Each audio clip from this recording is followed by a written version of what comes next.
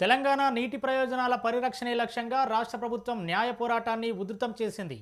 ఆంధ్రప్రదేశ్ నిర్మిస్తున్న పోలవరం, నల్లమల సాగర్ ప్రాజెక్టులకు వ్యతిరేకంగా రేపు సుప్రీంకోర్టులో కీలక విచారణ జరగనుంది. ఈ నేపథ్యంలో తెలంగాణ తరపున గట్టి వాదనలు వినిపించేలా ముఖ్యమంత్రి రేవంత్ రెడ్డి, నీటిపారుదల శాఖ మంత్రి ఉత్తమ్ కుమార్ రెడ్డి ఆదివారం ముంబైలో సుప్రీంకోర్టు సీనియర్ న్యాయవాది అభిషేక్ మను సింఘ్వీతో ప్రత్యేకంగా భేటీ అయ్యారు. దాదాపు గంటకు పైగా సాగిన ఈ సమావేశంలో ప్రాజెక్టుల వల్ల తెలంగాణకు జరిగే నష్టం, అంతర్రాష్ట్ర జలాల వివాదాలు, సాంకేతిక అంశాలపై లోతుగా చర్చించారు.